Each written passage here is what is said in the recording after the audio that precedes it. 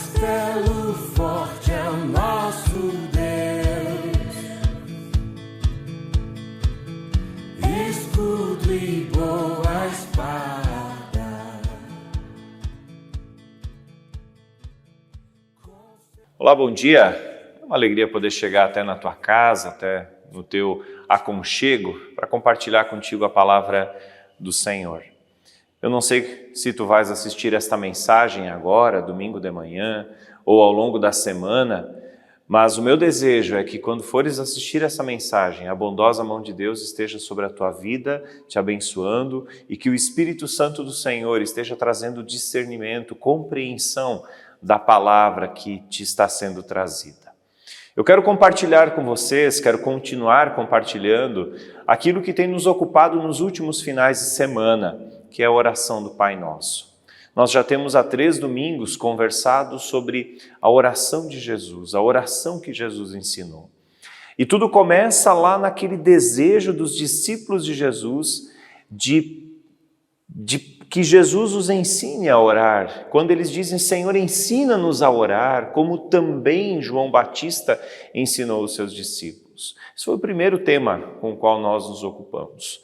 E aí, então, depois de vermos esse desejo dos discípulos, de que Jesus os ensine a orar, nós vemos então Jesus ensinando a oração do Pai Nosso. E então, Jesus ensina essa oração que é tão conhecida, que é tão falada, que antes dos jogos de futebol, que a gente vê escrito em para-choque de caminhão, frases escritas aleatoriamente em camisetas e por aí vai. Essa oração que ficou tão conhecida, que é tão repetida, mas que ao mesmo tempo é tão vivida de maneira tão rasa pelas pessoas. E por entendermos da profundidade, da beleza, da teologia, da doutrina, da espiritualidade envolvida no Pai Nosso, é que nós então temos conversado sobre cada uma das partes do Pai Nosso. Antes de nós adentrarmos a parte de hoje, nós queremos ler o texto bíblico que encontramos no Evangelho de Mateus, o capítulo 6, os versículos 9 a 13, que dizem o seguinte: portanto, orem da seguinte forma: Pai nosso que estás no céu, santificado seja o teu nome, venha o teu reino, seja feita a tua vontade, assim na terra como no céu. Dá-nos hoje o pão para este dia, e perdoa nossas dívidas, assim como perdoamos os nossos devedores. E não nos deixes cair em tentação, mas livra-nos do mal, pois teu é o reino, o poder e a glória para sempre. Amém. A oração do Pai Nosso, ensinada por Jesus, ela nos apresenta um Jesus que ora a Deus, dirigindo-se a Deus, chamando-o de Pai. E nas nossas conversas, nós temos visto que essa expressão, Pai, muda tudo, muda completamente a maneira de olhar para Deus e também a maneira de viver a espiritualidade. Os judeus jamais chamavam Deus de Pai. Para eles, Deus era Adonai, ou seja, era impronunciável o nome de Deus. Adonai significava Senhor. O nome de Deus não era pronunciado de jeito nenhum. E Jesus, de repente, bota o mundo dos judeus, dos discípulos que eram israelitas, de cabeça para baixo, quando ele ensina a dizer, Pai Nosso, Abba, Paizinho, meu Paizinho, Paizinho querido. O mundo fica de cabeça para baixo. E os discípulos, então, são ensinados a orar, dizendo, Pai Nosso que estás no céu, santificado seja o teu nome, venha o teu reino. Para a gente poder entender o que significa venha o teu reino, a gente precisa esquecer tudo que a gente sabe, tudo que a gente lembra do Pai Nosso, tudo que a gente viveu de espiritualidade até aqui. A gente precisa tentar se colocar no mundo dos discípulos que estão ouvindo Jesus pela primeira vez. Nós precisamos fazer esse movimento. Quando Jesus ensina, venha o teu reino, Jesus está, de alguma forma, despertando nos ouvidos e nos corações daqueles que lhe ouvem uma expectativa que estava muito presente na mente e no coração dos judeus, que era a expectativa de concretização do reino de Deus. Os judeus, no tempo de Cristo, esperavam um Messias forte, um guerreiro, um Messias militar que chegasse e tomasse novamente as rédeas da situação política e econômica em que viviam os israelenses e simplesmente devolvesse a Israel a glória dos tempos do rei Davi. Seria um novo Davi. Por isso, quando Jesus ensina os discípulos a orarem, venha o teu reino, de alguma forma é isso que eles estão ouvindo. Opa, então que aconteça isso que a gente espera, que aconteça isso que de fato nos está prometido, que viria um Messias, um Salvador, aquele que expulsaria os romanos e mandasse simplesmente os romanos de volta para Roma e dissesse: aqui é terra de Israel, aqui é terra de Deus, aqui é terra do povo de Deus. Surge uma expectativa. Quando os israelitas ouvem, venha o teu reino, surge uma expectativa, a expectativa por um líder militar, a expectativa por um líder que fosse forte e que devolvesse a Israel a glória perdida, que devolvesse a Israel aquilo que eles tanto ansiavam, que era novamente poder ser um povo que colocava respeito e impunha a sua autoridade no Oriente Antigo. Aquilo que Davi conquistou para Israel era o que vinha à mente do povo de Deus. Quando Jesus, no entanto, ensina, venha o teu reino, ele com isso não está apontando para um reino militar, ele não está apontando para um líder político, ele não está apontando para um tempo em que simplesmente o povo de Israel, como nação, como povo forte, como império, seria restabelecido. Não era isso. Embora os discípulos judeus que o ouviam pensassem isso, Jesus não está apontando para isso. Quando Jesus está dizendo, venha o teu reino, ele está querendo nos mostrar e está querendo ensinar aos seus discípulos e, por consequência, também a nós, de que o reino de Deus é um reino diferente. E a gente vê isso, por exemplo, nas ações de Jesus, nas maneiras como Jesus apresenta o Evangelho, na maneira como Jesus apresenta o reino para os seus ouvintes, para os seus discípulos. E Jesus apresenta o reino de uma maneira completamente nova, uma maneira completamente revolucionária. Por quê? Porque no reino de Deus não havia mais uma distinção entre classes de pessoas. Todos eram amados, importantes, preciosos, da mesma maneira. No reino que Jesus ensina aos discípulos, mais feliz é aquele que dá do que aquele que recebe. É uma economia diferente. No reino de Deus, a economia funcionava assim: eu divido e com isso todos ganham. No reino que Jesus ensina, acudir ao necessitado, à viúva, ao órfão, se tornou algo digno, porque devolve a dignidade à pessoa, a dignidade que Deus concedeu ao ser humano. No reino que Jesus ensina a orar, dizendo, venha o teu reino, o amor ao próximo se sobressai a qualquer iniciativa militar, a qualquer iniciativa política, a qualquer iniciativa que seja pela força. Não é pela força. É algo que brota a partir do coração. Lendo Lutero no Catecismo Maior, aliás, eu já recomendei no domingo passado e também recomendo agora, que quem quiser ler o Catecismo Maior de Lutero, aquele que ele escreveu para os pais em 1529, com o objetivo de que estes ensinassem aos seus filhos o catecismo menor. No Catecismo Maior, Lutero vai falar daquilo que é muito forte na doutrina, na teologia luterana, que é o jaio ainda não. Quando Jesus ensina, venha o teu reino, ele está com isso dizendo, Senhor, nos dá algumas pitadas daquilo que tu estás preparando e reservando para o além, para o amanhã, para a eternidade. E é nessas pitadas do céu que a gente percebe a presença do reino de Deus. E essas pitadas acontecem sempre quando a gente mata a fome ao faminto, quando a gente dá água ao sedento, quando a gente agasalha quem está com frio, quando a gente estende a mão a quem precisa, quando a gente é sal e luz no mundo.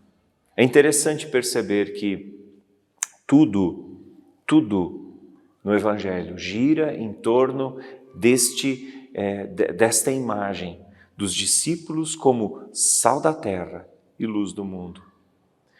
Venha o teu reino, é a oração de Jesus pedindo, ou a petição de Jesus ensinada aos discípulos, dizendo, vir o reino de Deus nada mais é do que a vivência do Evangelho. Evangelho que não olha cor da pele, Evangelho que não olha se é homem, se é mulher, Evangelho que não olha classe social, Evangelho que não olha absolutamente nada daquilo que aos olhos do mundo em geral é importante. Evangelho é o Evangelho que permite com que os sinais do reino sejam visíveis, sejam perceptíveis entre nós. Venha o teu reino. A gente vê, por exemplo, Jesus manifestando o reino de Deus quando, por exemplo, lá em Marcos capítulo 6, os versículos 30 a 44, uma multidão está faminta e Jesus diz, deem vocês de comer, e os discípulos dizem, mas como? Nós não temos sequer condições de alimentar parte dessa população que aí está. Como é que nós vamos alimentar toda essa multidão? E aí Jesus diz, o que vocês têm? E alguém diz, nós temos 5 pães e 2 peixinhos. E Jesus diz, então dividam as pessoas em grupo. E aqueles 5 pães e 2 peixinhos na mão de Deus foram usados para alimentar uma multidão de pessoas. Mas os discípulos tiveram que participar desse processo, organizando toda a logística. Sentem em grupos, organizem-se e se sobrar, vamos recolher. Precisamos entender que o reino de Deus vai acontecer independente de nós. Venha o teu reino, é uma oração que Jesus ensina para os discípulos, mas o reino de Deus vai acontecer, quer a gente queira, quer a gente não queira, porque o reino é de Deus, não é nosso.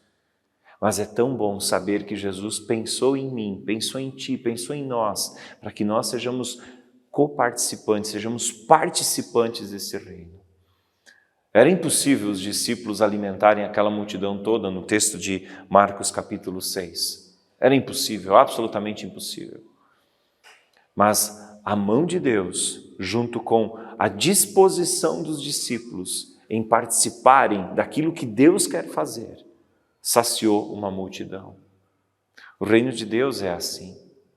É Deus agindo no mundo, mas agindo no mundo através da sua igreja, agindo no mundo através dos discípulos, agindo no mundo através de ti, através de mim.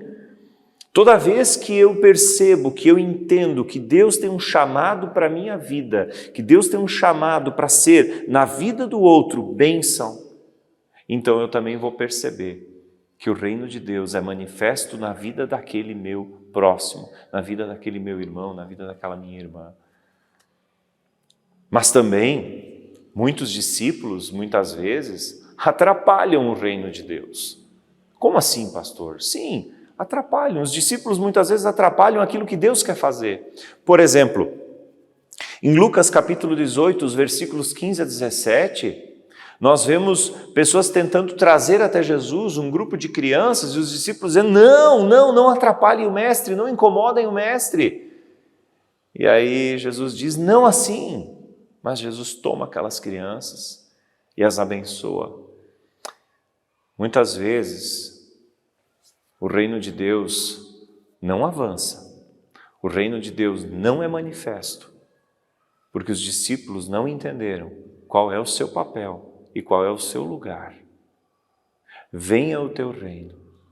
É uma oração de alguém que se entende participante daquilo que Deus quer fazer na vida do outro.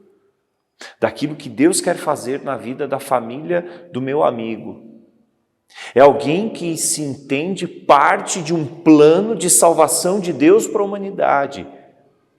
Deus poderia salvar todas as pessoas, Deus poderia convencer todos os corações, Deus poderia alcançar todas as pessoas do mundo. Ele é Deus, Ele pode, Ele é soberano, Ele é Senhor, Ele não está preso a nós em absoluto.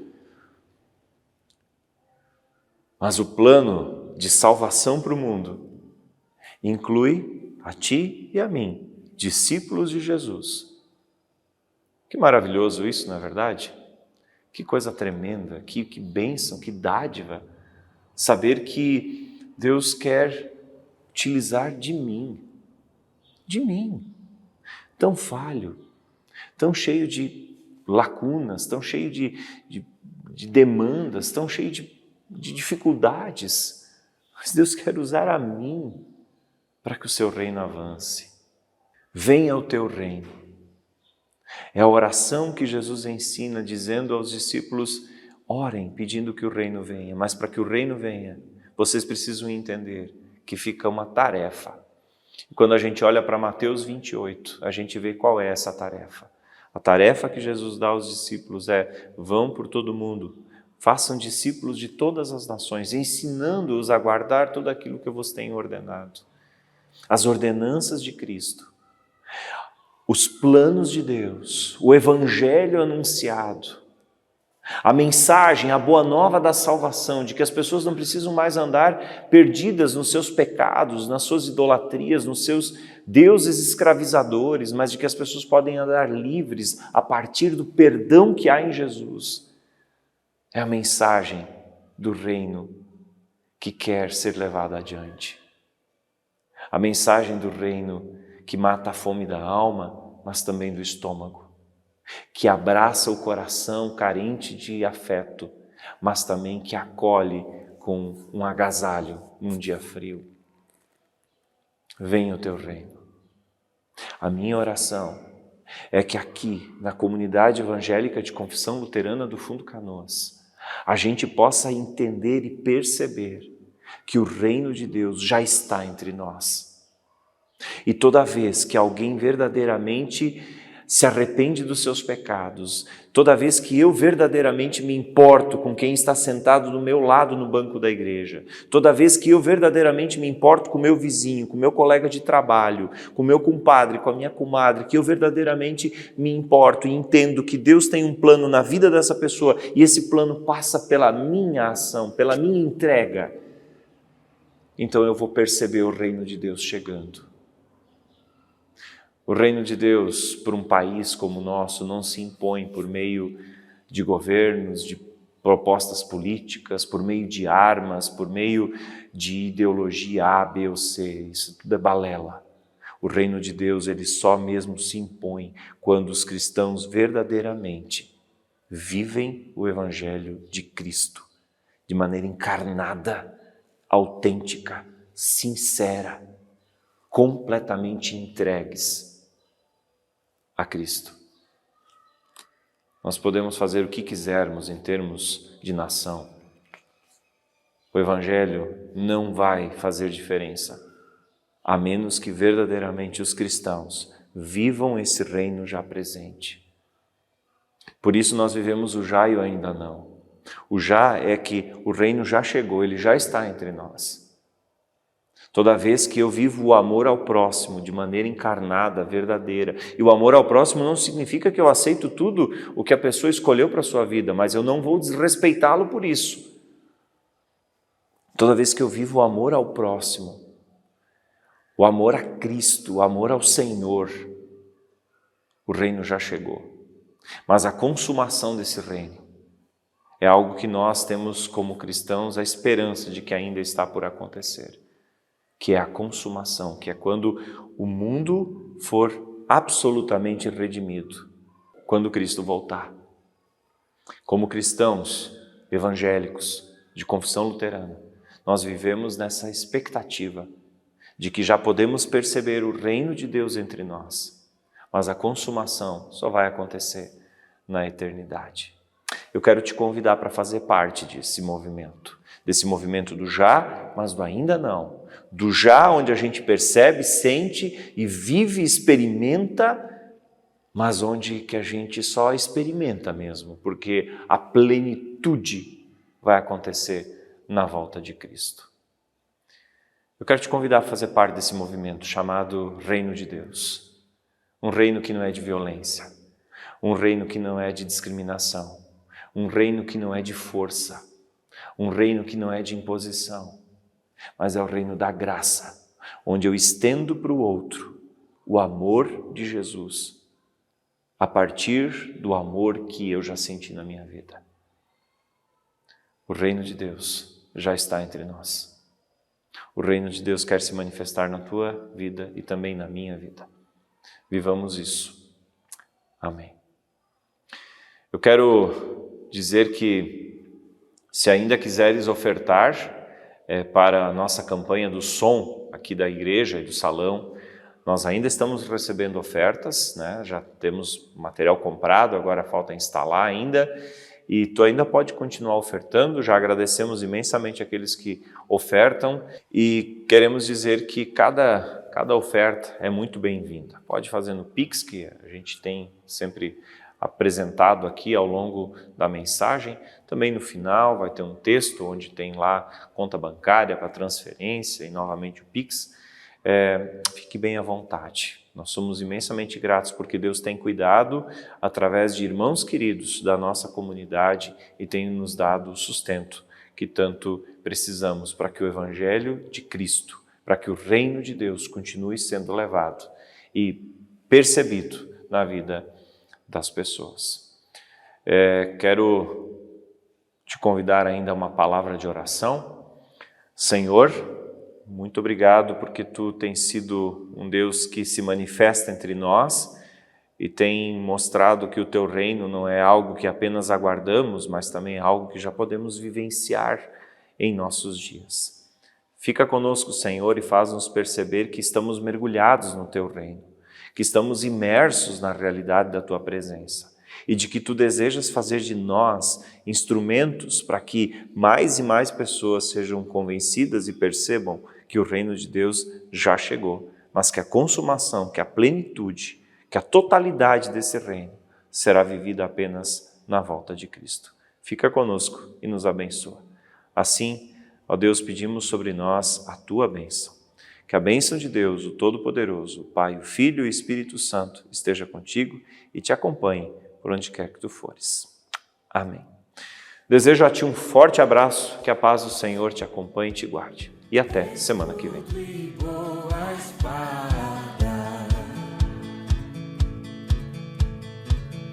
Com seu poder defende os seus, a sua igreja amada, com força e com furor, nos prova o tentador, com artimanhas tais e astúcias infernais. Iguais não há na terra.